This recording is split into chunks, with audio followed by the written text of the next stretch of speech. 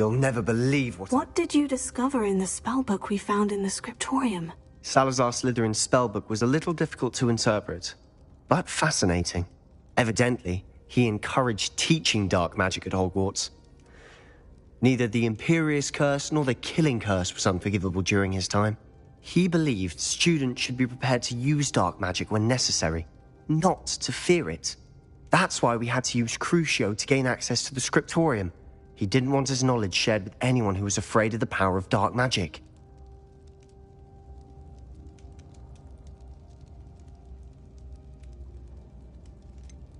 It was hard to do, but casting Crucio was our only option.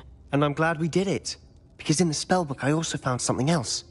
References to a lost relic, which, from what I can tell, grants the holder the power to reverse dark magic curses. And you think this relic might be able to save Anne? Precisely.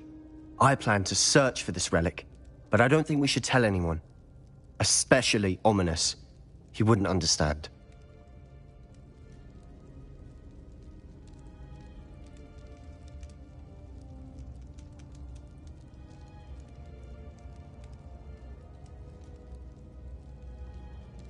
I see no reason to involve Ominous. I'm glad you agree.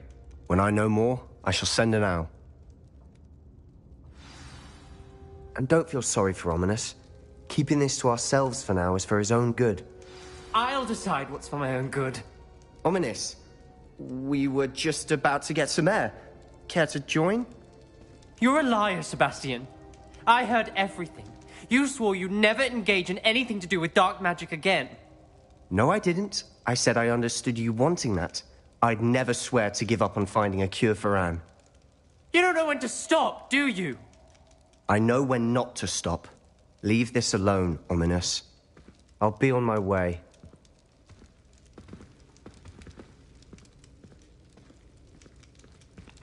I am not letting this go.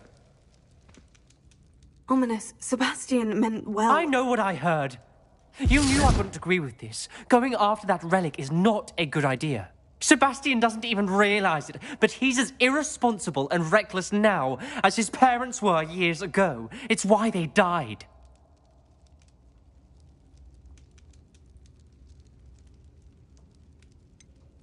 I knew his parents died, but I never heard what happened. Mr. and Mrs. Sallow were professors. Spent nearly every waking moment in the cellar library. Noses buried in books. Anne and Sebastian were upstairs when it happened. They heard a sudden crash and ran downstairs, but it was too late. Their parents had crumpled to the floor. A defect with the lamp in the cellar caused the room to fill with an undetectable toxin. Sebastian and Anne were helpless. They had no magic yet. What a horrible story. It is. That's why I can't understand Sebastian's recklessness. I've practically lost Anne. I cannot lose Sebastian too. Please avoid anything to do with that spellbook.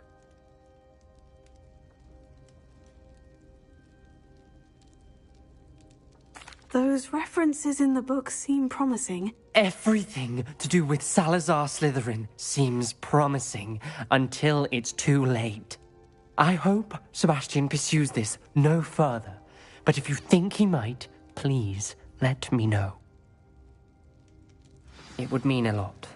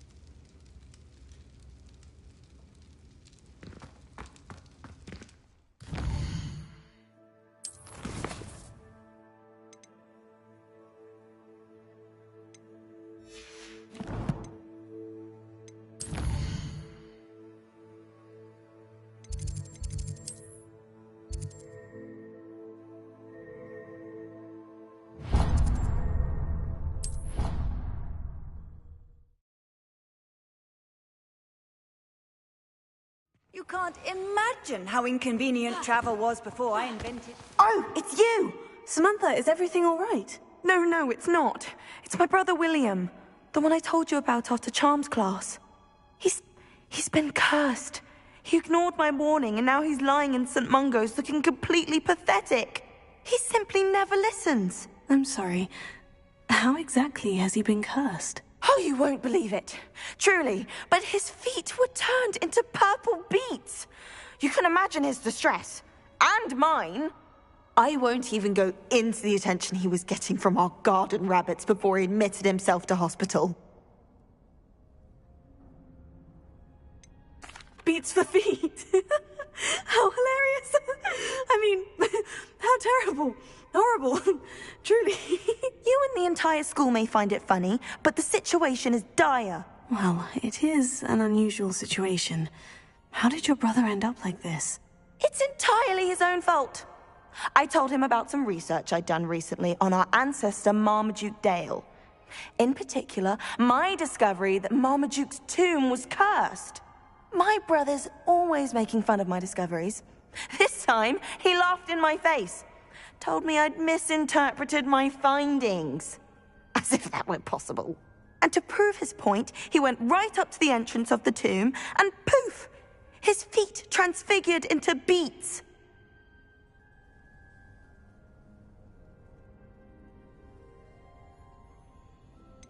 If I'm honest, I'd say he had it coming. Normally I'd agree with you, but he's my brother. I know what he did showed abysmal judgment on his part. And no one deserves such a fate to last forever, especially as the result of a single brainless mistake. Now I worry that if the curse isn't reversed, it could become permanent. Can't the curse be broken? Possibly. The curse stems from a crest that was stolen from Marmaduke. If the crest were returned to its rightful place upon his sarcophagus, then I believe that William's feet may be restored. You battled trolls when they attacked Hogsmeade, escaped a dragon, and I could tell by your work and charms that you're a skilled spellcaster. Returning a crest to a sarcophagus should be almost effortless for you. So, will you help us?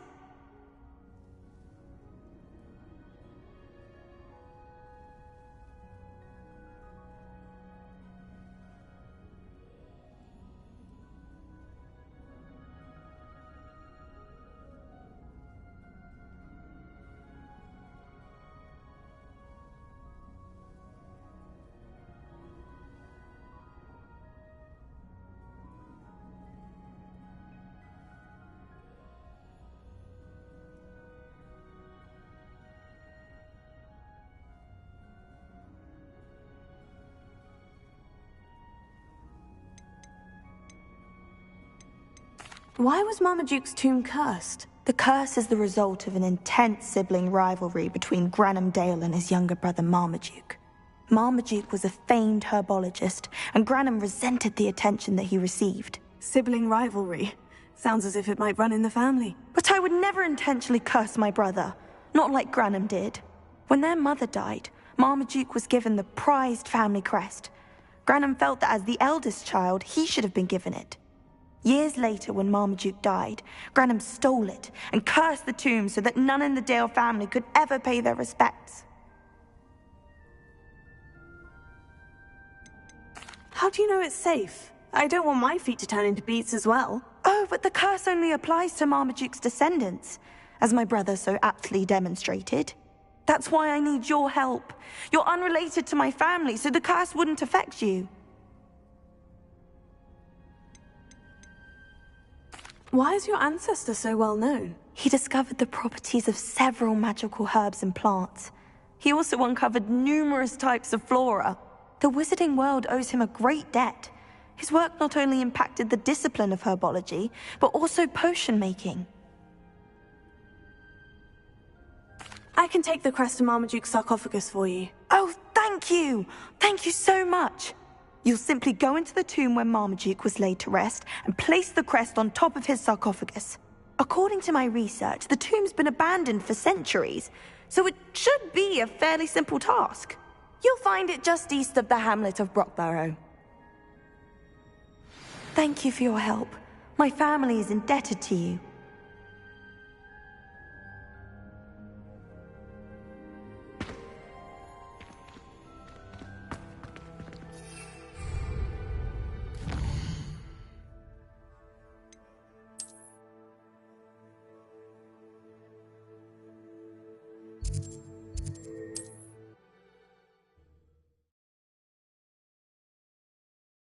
I need to find the tomb near Brockborough and place Samantha's family crest on a sarcophagus there.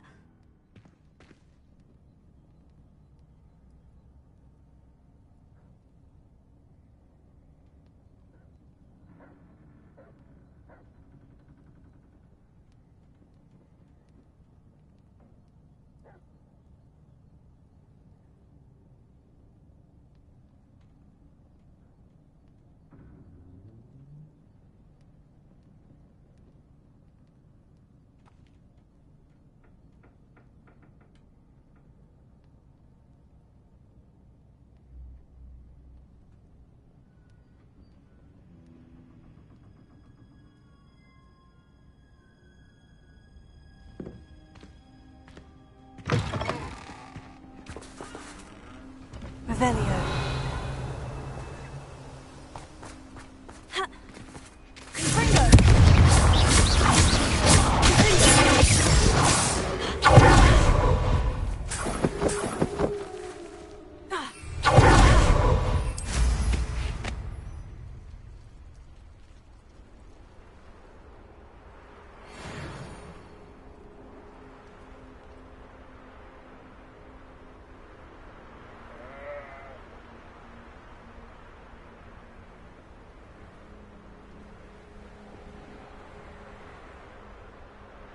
Revelio.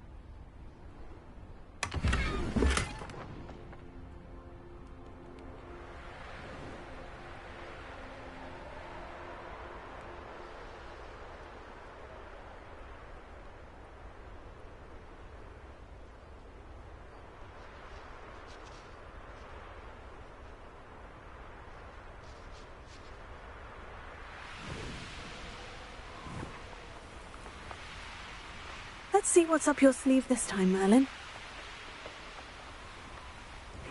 Seems a pleasant enough little place. What?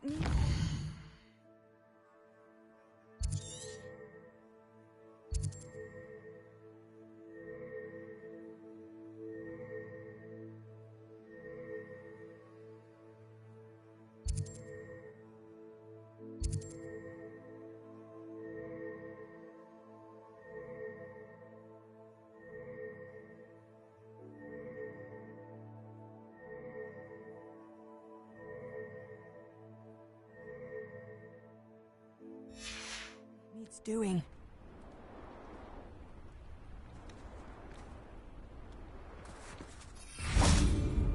Is everything all right? If the Hamlet sent you here to talk to me about...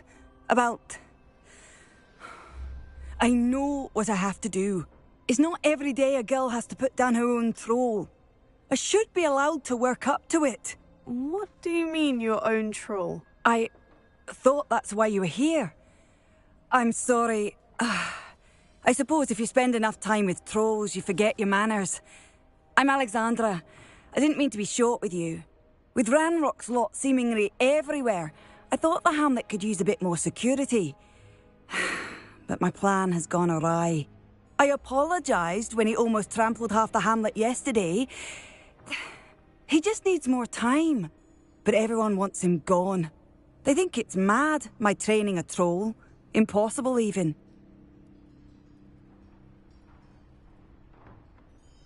It certainly takes a lot of courage to try. I'll give you that. Thank you. Thank you.